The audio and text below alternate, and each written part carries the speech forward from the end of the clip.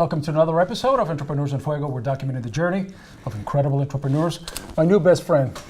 ¿Cómo está, mi hermano? Gracias. Pablo Palomino, Online Digital Graphics. Let me say something about you before you tell us all that you do. You are, we interview a lot of graphic artists, people that do web designs, et cetera.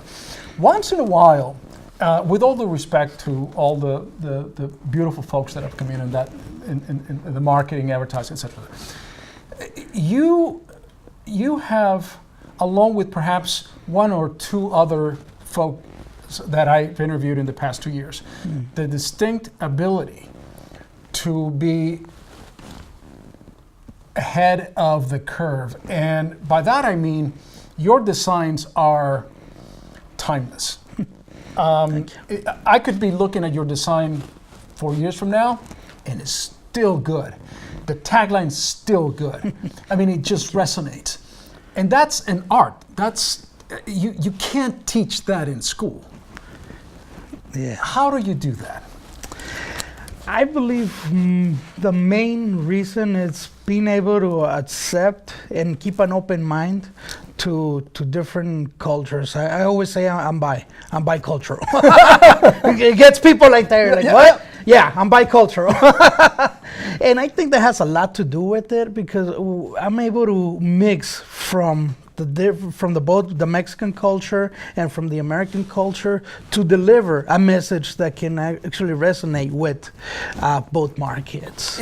But it does in a way that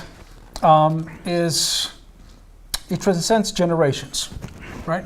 Because I get it. If I don't speak too much English, and my English is just a little bit, I can still, your message, the one that you put out there, is still recognizable to me as it would be for my son and daughter who are second or third generation, and it's only in English. They get it. They get it as well.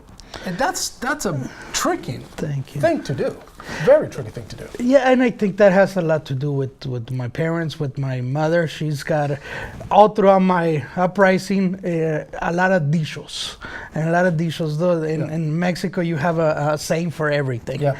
And those stuck with me. Those stuck with me a lot. And right now, like the current slogan I'm using for online digital is Hablamos Creative. We speak creative. It's like you said that Hablamos Español, we speak Spanish.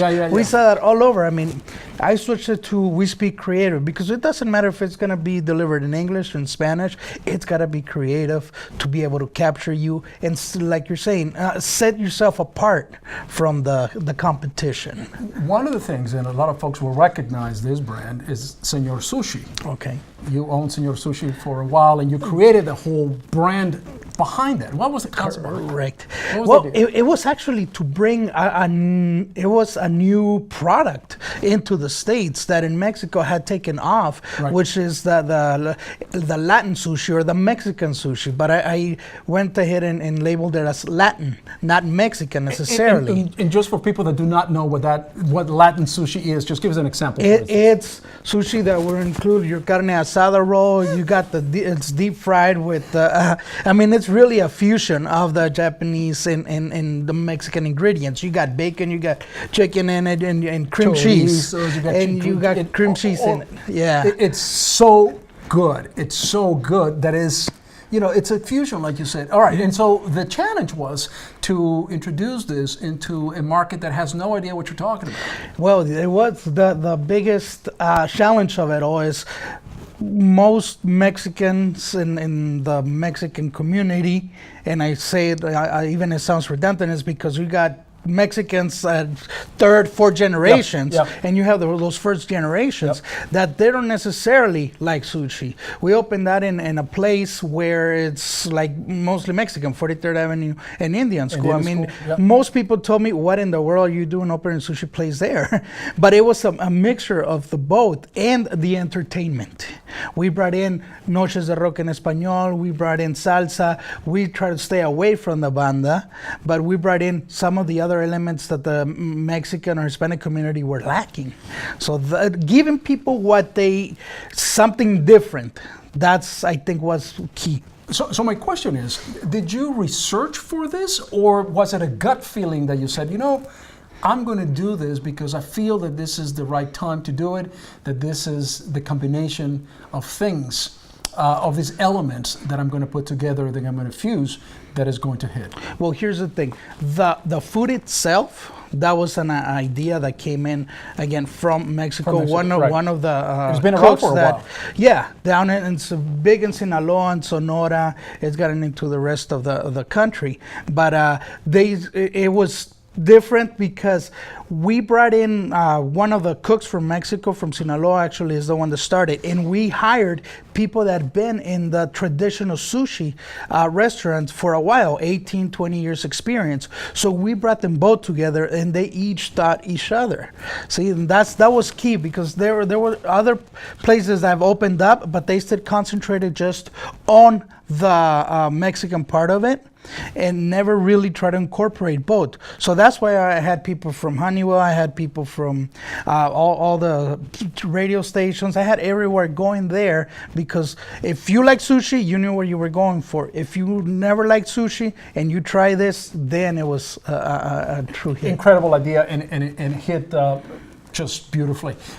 Interesting side note is that whenever you go to a sushi restaurant, mostly you will find the sushi chef being of Mexican descent. Yes, That- yes. The first time I saw that over at Sapporo's actually. Oh, okay, Wow, yeah. that's weird. I love that place. That's, I mean, like that just wasn't something that you would expect, and it was Yeah. about 5 years ago. So yeah, that incredible trend, if you will, the Yeah. mixing of flavors and everything else. One of the upper management people in Benihana's is actually Hispanic. It's a friend of a friend, so it's like he's out in Texas. But yeah, it's very big. I mean, we are, us Mexicans, Hispanics, we work a lot in the service and food industry, and it's just overflows into other cuisines rather than just the Mexican. What is next for online digital graphics? Well, online digital graphics is exciting. We're doing a lot of the web part of it, the social media, a lot of the branding part of it. I recently acquired another business, Custom Made Prints, where we're concentrating a lot more on the vehicle wraps, the signage, all this trade show graphics. So we're really expanding into other businesses. I like to explore. I like to go out there and do new things and push the envelope. So by expanding and providing more services, I've got another project in mind that as soon as I get these two under control, then we're going to launch the third project by helping different entrepreneurs launch their businesses, something similar to Shark Tank at the local level. Oh, that's cool. Is it difficult for you to brand yourself? It's work. I enjoy it, so I'm not gonna say it's not difficult. I don't wanna sound too confident, overly confident, but it's something I greatly enjoy doing, and I wake up in the middle of the night and with ideas and just write them down. Then that's the craziest thing. I mean, ideas come just out of nowhere and at no time. So staying busy and just keeping an open mind and looking at what other people do. And most importantly, in this type of business, it's not about what you know, it's about your ability to listen. And that's the main thing. It's just your ability to listen and see what your client wants, not necessarily what you want to give them. And I think that's key. Pablo Palomino, man, good stuff. Thank you. Very, very, very good stuff.